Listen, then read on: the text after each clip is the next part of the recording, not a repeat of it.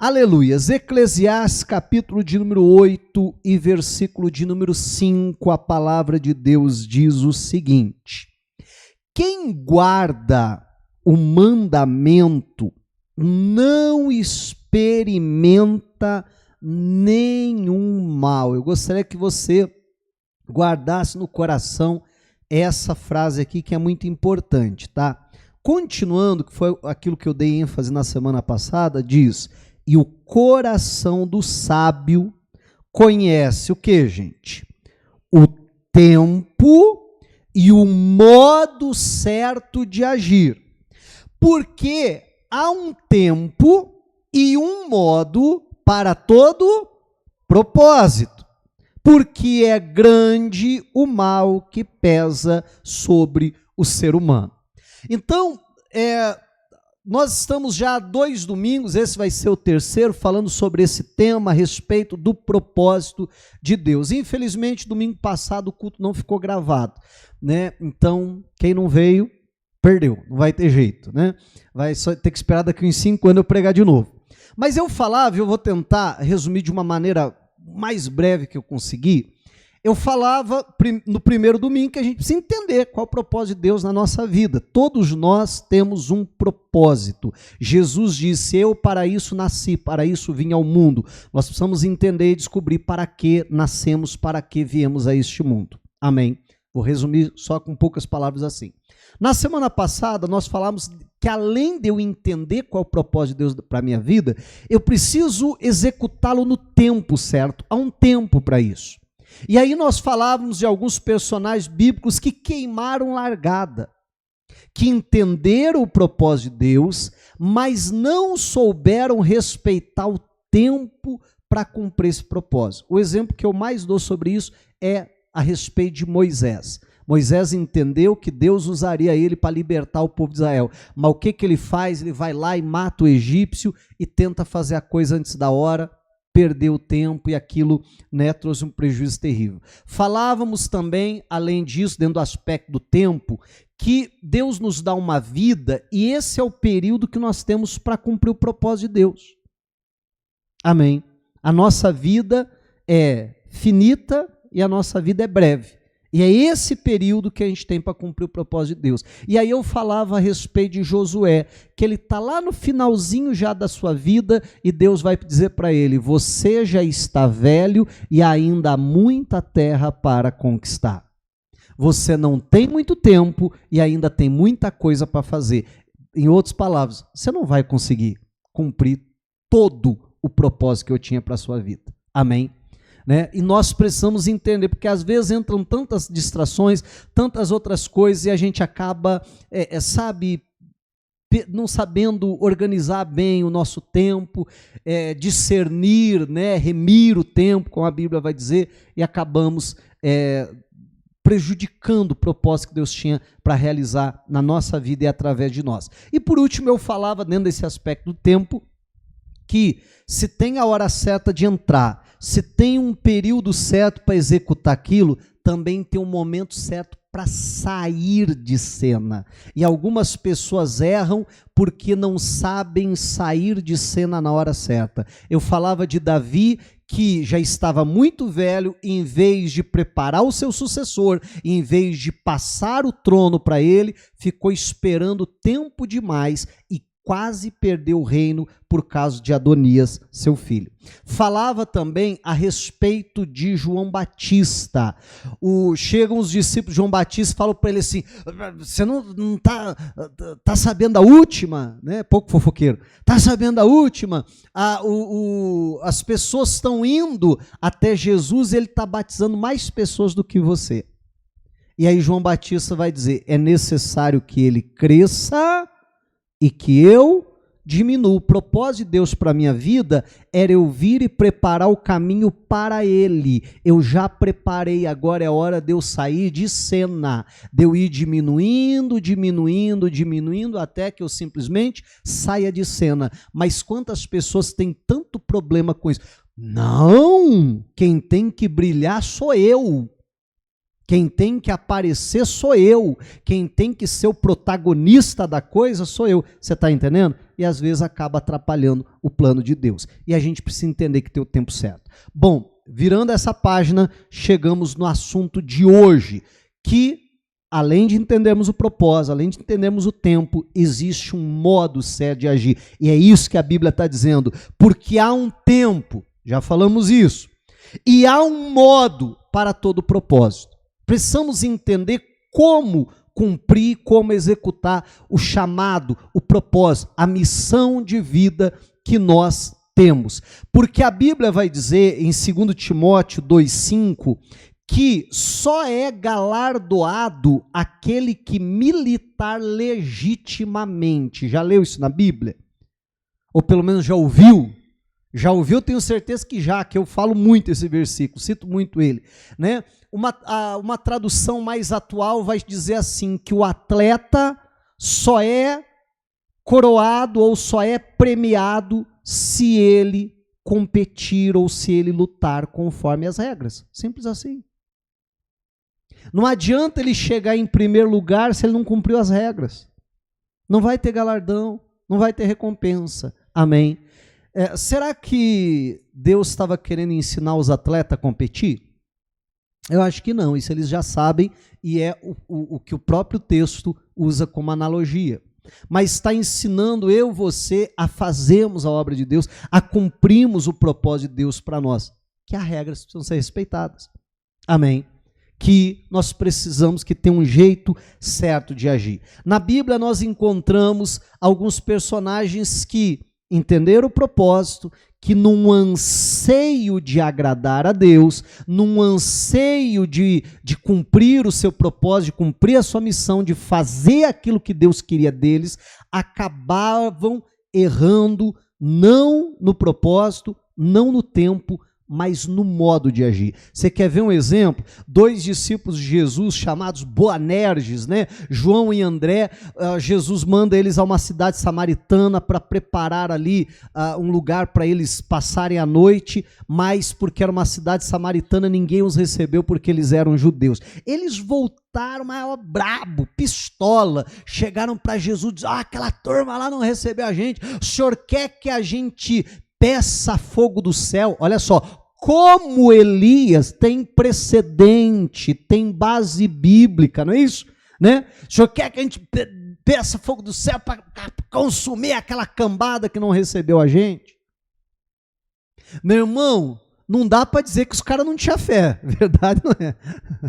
Não, senhor, é só o senhor dar a ordem, não é nem o senhor que tem que orar. Nós mesmo vamos orar e vamos mandar vir fogo do céu, é queimar aquela turma toda. Fé não faltava neles. Naquele anseio de agradar Jesus, o que essa turma está pensando? Estão rejeitando o mestre, então tem que morrer tudo essa cambada aí. Só que aí Jesus vai responder para eles, vocês não sabem de que espírito sois. Porque o Filho do Homem não veio para condenar, veio para salvar. Amém? Então perceba que eles erraram o quê? O modo. Né?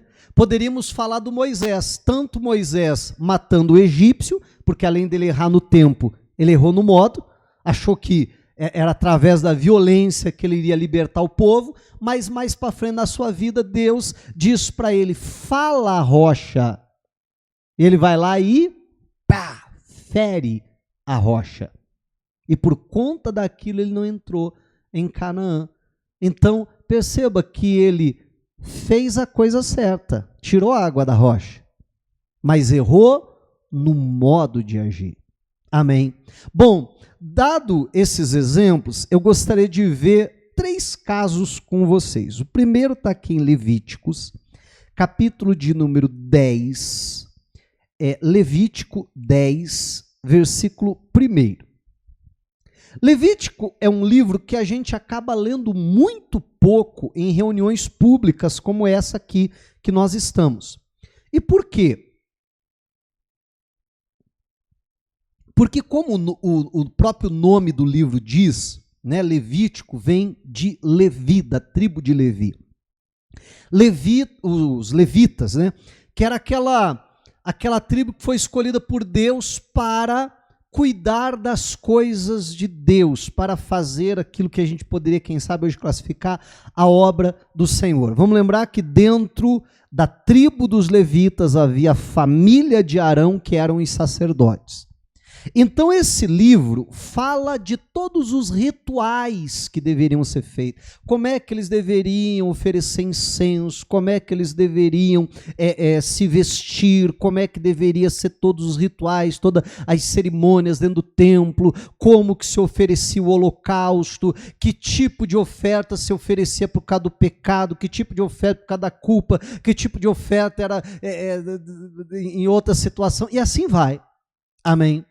Se você ler o livro de Levítico, você vai ver que os primeiros capítulos, posso dizer do 1 até o 10, é Deus dando todo, depois ele vai continuar falando sobre isso, mas do 1 ao 10, o Senhor dizendo tudo o que eles tinham que fazer. Olha, desse jeito, você vai usar essa roupa, você vai usar esse utensílio, você vai oferecer desse jeito, dessa maneira, e assim por diante.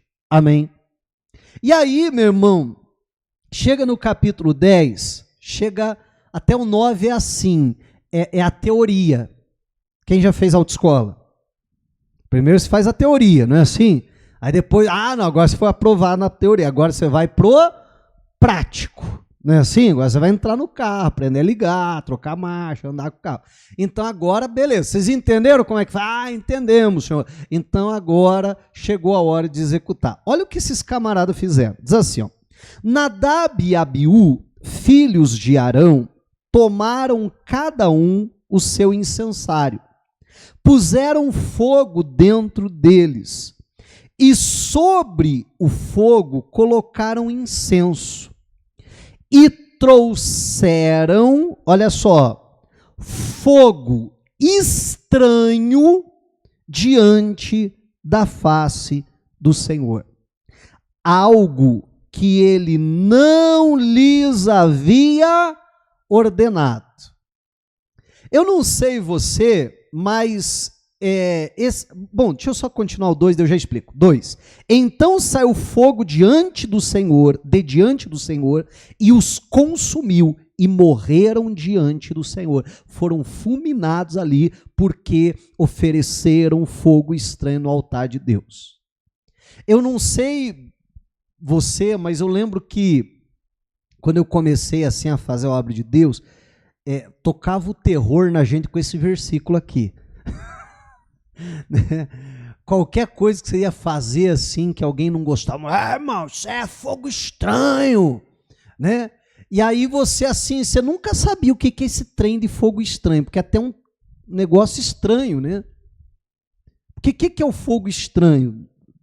Bom, já vamos ver na Bíblia o que a Bíblia diz, mas enfim, né? Era um negócio assim que ninguém sabia o que era. Eu pelo menos não. Mas viviam tocando terror. Não, irmão, não pode trazer fogo estranho sobre o altar e tal, e não sei o quê. E você ficava morrendo de medo, mas não sabia nem o que isso queria dizer, né?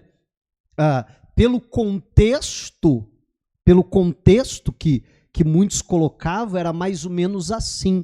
Vamos supor, eu estou aqui na Igreja da Graça, então uma outra igreja, um outro ministério lá, tem um determinado louvor muito bonito, mas que é daquela igreja. Vamos cantar essa música aqui na Igreja da Graça, porque é uma música muito bonita. Não, irmão, isso é fogo estranho. Não pode. Só pode cantar música da Igreja da Graça. Era um negócio mais ou menos assim, né?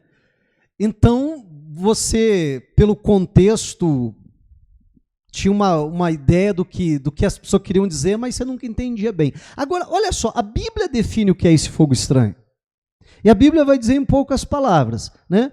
Finalzinho do 1 vai dizer assim: algo que ele não lhes havia ordenado. Isso é fogo estranho. É você fazer algo que Deus não mandou você fazer. E aí, meu irmão, olha só, Deus passa um bom tempo, tá? Citando a Bíblia como, só para a gente ter uma ideia, passa 9 capítulos dizendo os mínimos detalhes. Ó, é assim, é desse jeito, é dessa maneira, é assim que vocês vão fazer. Entenderam? Ah, tá bom, Deus. Na hora de executar, não tem como a gente saber o que passa na cabeça de uma pessoa, mas eu fico imaginando algo assim. Não, Deus falou para a gente fazer isso aqui. Mas eu acho que se a gente fizer esse outro que Deus não falou, ele vai ficar feliz com a gente. Ele vai ficar contente. Porque você perceba que os camaradas queriam agradar a Deus. Senão não estava lá oferecendo incenso para o Senhor. Mas na hora de fazer isso, eles estão fazendo o que Deus não mandou eles fazerem. Amém? E é isso que nós precisamos tomar cuidado, porque muitas vezes é o que a gente faz, sabe? Em vez de simplesmente fazer o que Deus mandou, olha aqui, né? E ponto. A gente diz, não, eu sei que Deus mandou fazer isso. Ah, mas quem sabe se eu fizer assim, um negocinho a mais? Se eu fizer do meu jeito, a gente não tem essas coisas? Se eu fizer da minha maneira, eu acho que vai ser melhor. Eu contava aqui de manhã que uma certa ocasião eu tive um auxiliar, eu já tive cada figura, gente, que... mas eu tive um, e ele era assim, bem mais velho que eu até porque eu sou uma pessoa muito nova ainda hoje, imagine há uns 12, 13 anos atrás, né? Então, só que ele tinha, né, passado com outros pastores, tinha dado assim já uns probleminhos, umas dor de cabeça, então ele mesmo sabia que era assim, talvez a última chance dele. E aí mandaram para mim, ó que beleza, né? E aí, tá, aí ele, talvez por entender que, né, que era a sua última chance, ele queria fazer de tudo para me agradar. Só que aí aprontava cada coisa.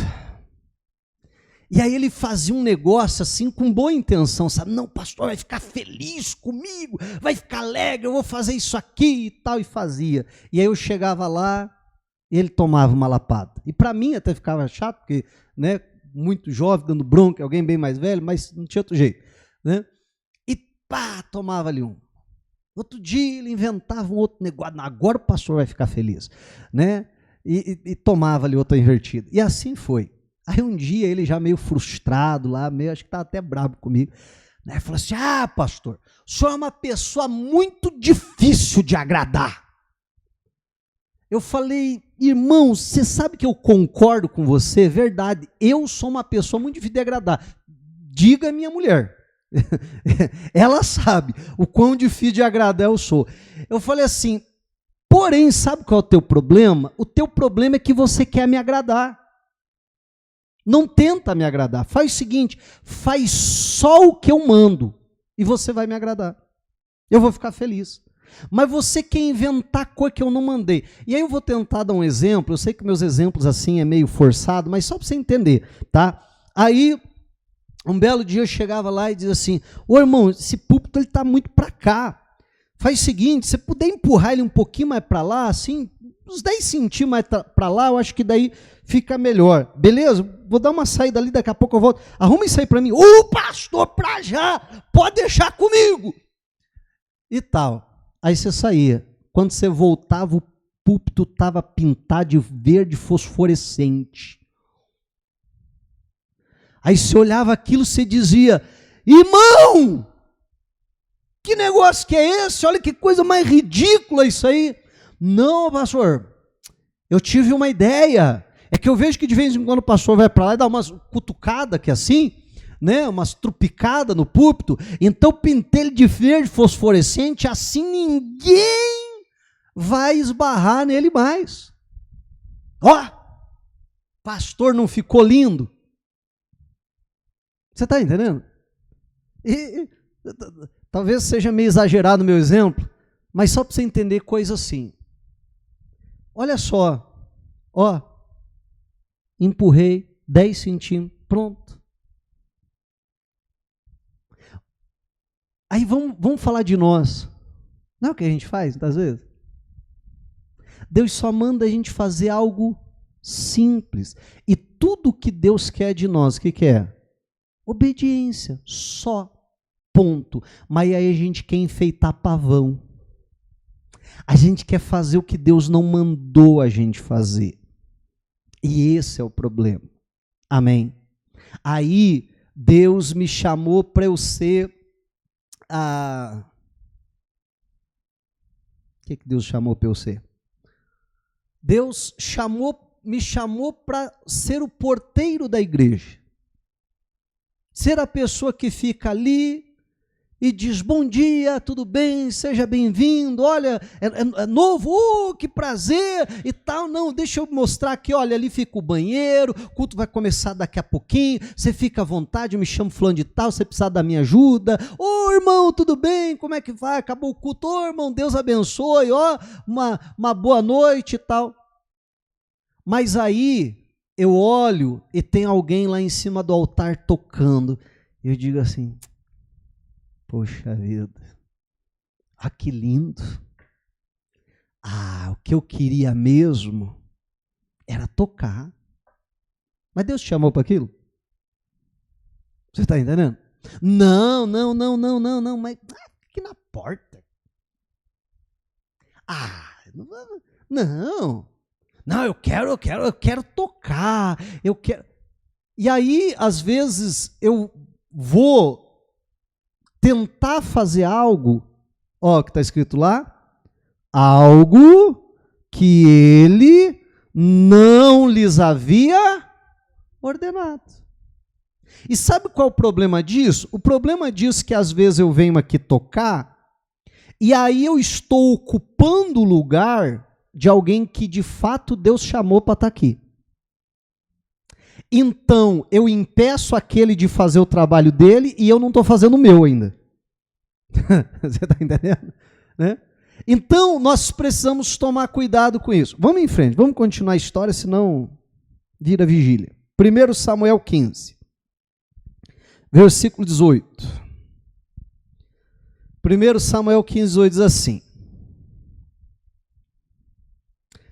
o Senhor o enviou a este caminho e lhe disse, vá e destrua totalmente esses pecadores, os amalequitas, e lute contra eles. Até o quê, gente?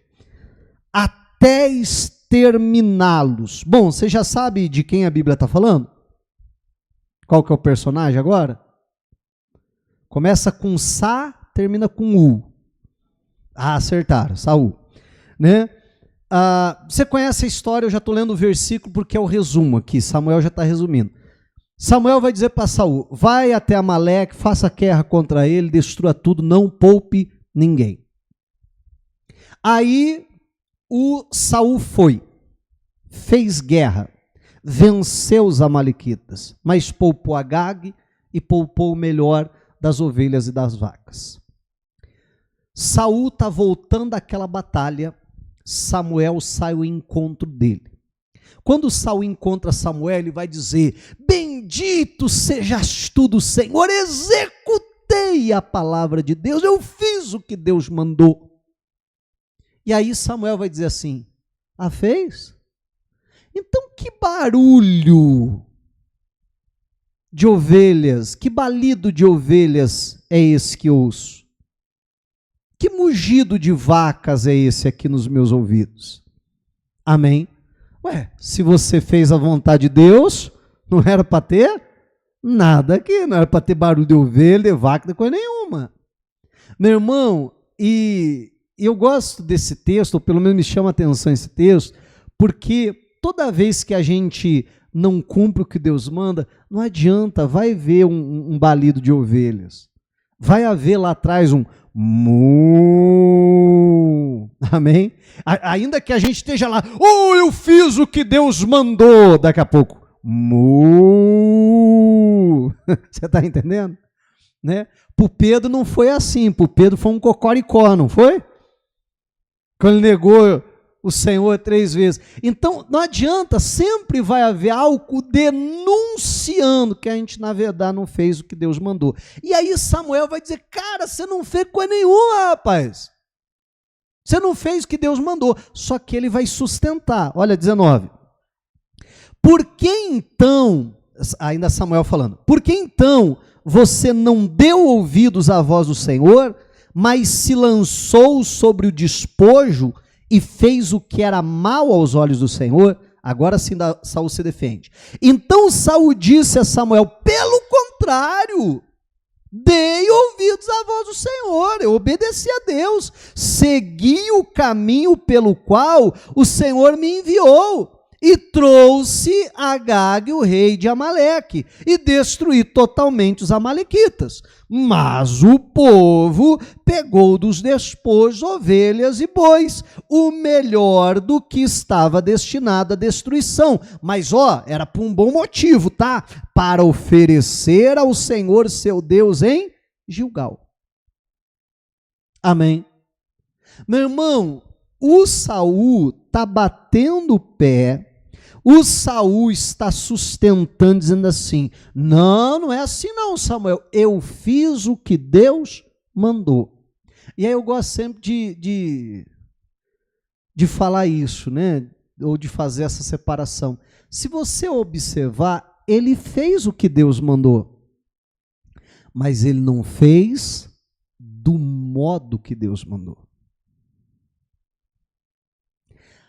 No anseio de agradar a Deus. Perceba que quando ele encontra Samuel, qual que é a primeira coisa que ele fala? Ele não diz assim, fui vencedor, conquistei. A primeira coisa que ele fala é assim, executei o que Deus me mandou.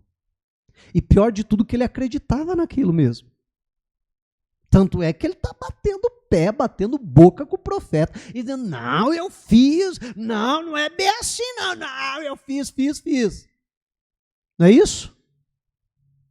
Meu irmão, e eu e você precisamos olhar para a nossa vida, para ver se nós também, sabe, não estamos como Saul,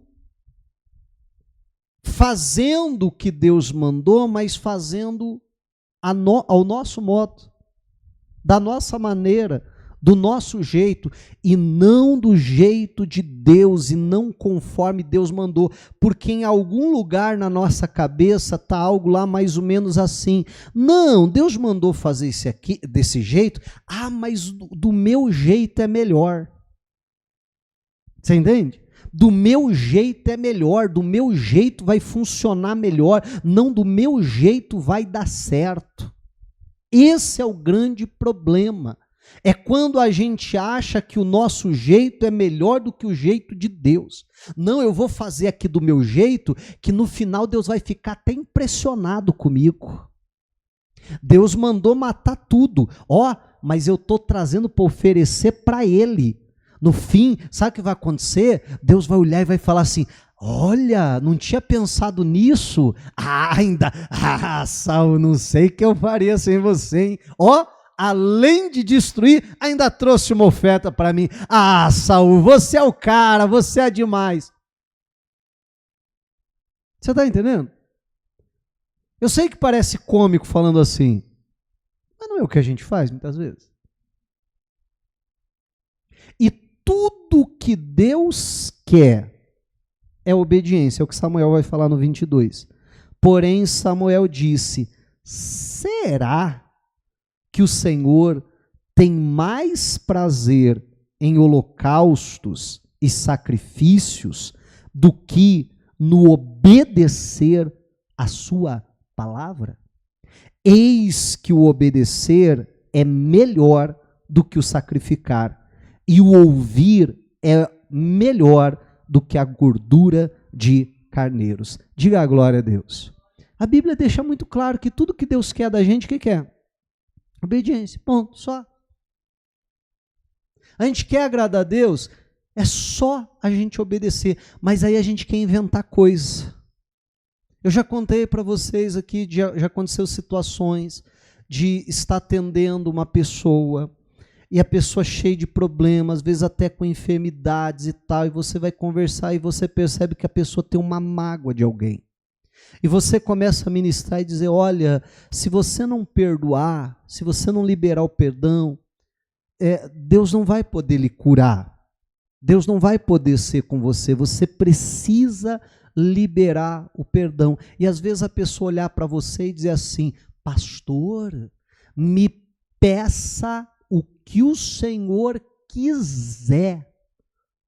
Só não me peça para perdoar fulano, porque fulano eu não perdoo. Mas o que é que Deus manda fazer? Perdoar. Mas aí eu não quero fazer o que Deus manda, mas estou disposto a inventar outra coisa, fazer o que Deus não está mandando eu fazer. Mas não adianta eu fazer outra coisa. O que vai resolver é eu fazer o que Ele mandou que eu fizesse. Você está entendendo? Não, pastor, se o senhor me mandar ir de joelho daqui até o terminal, lá eu vou, pastor. Não, é para dar oferta? Não, eu dou, mas não perdoo. Não, tem que orar? Quantos Pai Nosso? Quantos Ave Maria? Não, pastor, eu oro, não tem problema. Tem que acender quantas velas? Não, pastor, mas fulano eu não perdoo. Você está entendendo? Aí eu quero inventar coisas que Deus não mandou eu fazer, simplesmente porque eu não quero fazer o simples, o que Ele mandou eu fazer. Vamos para o último caso de hoje. Primeiro livro de Crônicas, capítulo 15, e versículo de número 11. Mais uma vez, nos 3 personagens de hoje, nas 3 histórias que a gente viu aqui, fora até os outros que a gente só comentou, sempre havia um anseio de agradar a Deus. Sempre havia um anseio de fazer aquilo que era correto, de cumprir um chamado, de cumprir um propósito. Sempre. Isso está presente em todos os casos, em todas as situações que a gente viu. Até porque a gente está falando de alguém que deseja cumprir o propósito de Deus, que entende qual é o propósito de Deus, mas que erra no modo de executar a coisa. O terceiro e último personagem que a gente vai falar dele hoje é o Davi. O Davi mal assumiu o trono, e ele diz, eu preciso trazer a Arca da Aliança, a presença de Deus. Não faz um tempo a gente falou bastante sobre isso aqui, fizemos uma série longa falando a respeito dessas coisas. Eu preciso trazer a arca. E ele prepara toda uma comitiva para ir lá na casa de Abinadab buscar a Arca da Aliança. Repito que eu acredito que você conhece a história. Colocaram a arca numa carroça nova, os bois estão trazendo, mas em um determinado trecho da viagem, os bois tropeçam, a carroça pende, a arca faz menção que vai cair. Uzá, um dos filhos de Abinadab, diz, deixa comigo, deixa que eu seguro. E quando ele estende a mão em direção à arca, a Bíblia diz que ele morre ali fulminado, como aconteceu com Nadab e com Abiú, acontece com ele também, e a Bíblia vai dizer, por essa irreverência. Davi teme levar a Arca da Aliança para a cidade de Davi, e ele diz, e agora, como que eu vou levar essa arca? Não, coloca ali na casa de Obed-edom, levam até a casa de Obed-edom, largam lá. 3 meses que fica lá, ele é abençoado em tudo dá certo, tudo prospera para ele. Chega a notícia para Davi. Nesse inteirinho, nesses 3 meses, Davi está tentando entender, assimilar o que aconteceu. A minha intenção era boa, eu quis fazer algo bom, eu quis fazer algo que eu acreditava que era a vontade de Deus, que era o propósito de Deus para a minha vida. Eu fiz algo para agradar o Senhor, mas deu tudo errado. Olha aí o que aconteceu, por que aconteceu isso? E ele mesmo chega à seguinte conclusão. 1 Crônicas 15, 11 diz assim, Davi chamou os sacerdotes Zadoque e Abiatar e os levitas Uriel, Asaías, Joel, Semaías, Eliel, Aminadab e lhes disse, vocês são os chefes das famílias dos levitas, santifiquem a si mesmos e aos seus irmãos, para que possam trazer a arca do Senhor, Deus de Israel, ao lugar que preparei para ela. Pois, visto que vocês não a carregaram na primeira vez, o Senhor nosso Deus irrompeu contra nós. Olha só, porque não o buscamos segundo nos tinha sido ordenado. Esse foi o problema. A gente errou no modo, na maneira. A gente quis transportar a arca à nossa maneira, ao nosso jeito, ou pior ainda, como quando eu falava, né, do jeito dos filisteus, né, que era naquela carroça nova. Aí a Bíblia diz: então os sacerdotes e os levitas se santificaram para trazer a arca do Senhor, Deus de Israel. Os filhos dos levitas trouxeram a arca de Deus sobre os ombros, pelos cabos, como Moisés havia ordenado, segundo a palavra do Senhor. E aí houve algum tipo de problema? Não. Aí houve a aprovação de Deus? Sim. Aí cumpriu-se o propósito que Deus tinha para a vida de Davi, através de Davi, alcançar toda a nação? Sim. Por quê? Porque dessa vez eles fizeram a coisa certa, do jeito certo. Para todo propósito, a Bíblia diz que há um tempo e há um modo certo de agir. A gente não pode errar o propósito, a gente não pode errar o tempo e a gente não pode errar o modo de agir. Ah, pastor, mas esse trem é complicado demais, pastor. Tem que acertar o propósito, ainda tem que acertar o tempo, e ainda tem que fazer do jeito certo, pastor. Ah, mas isso é muito complicado. Pois é, mas você já parou para pensar que essa é a coisa mais importante da nossa vida? Amém? A coisa mais importante da nossa vida é a gente cumprir o propósito de Deus para nós. Essa é a coisa mais importante. Então eu entender qual é o propósito e fazer no tempo certo e do modo certo, meu irmão, isso é a coisa mais importante. Tudo aquilo que eu conquistar, tudo aquilo que eu fizer além disso é bônus, é plus. Mas aonde eu não posso errar é nessas coisas. É aqui que eu preciso acertar. O resto tudo, meu irmão, é bônus.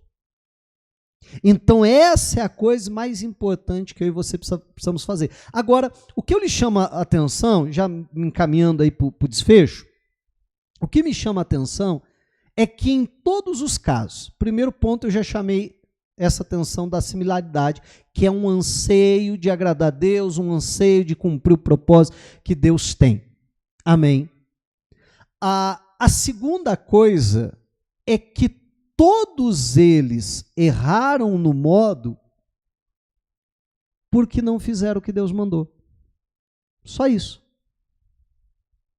Por que Nadab e Abiú perderam as suas vidas? Porque fizeram algo que Deus não ordenou. Por que Saul perdeu o reino? Porque Samuel vai dizer, teu reino teria sido confirmado para sempre, agora você perdeu o teu reino. Por que Saul perdeu o reino dele? Né? Porque ele não fez conforme Deus mandou. Fez o que Deus mandou, mas não conforme Deus mandou. Davi, por que Uzá morreu? Mesma coisa, ele vai dizer porque nós não fizemos como Deus nos mandou fazer. Mas agora vamos fazer do jeito que Deus mandou. Então, aí eu termino aonde a gente começou. Lembra onde a gente começou? Eclesiastes 8:5. Olha o que a Bíblia diz.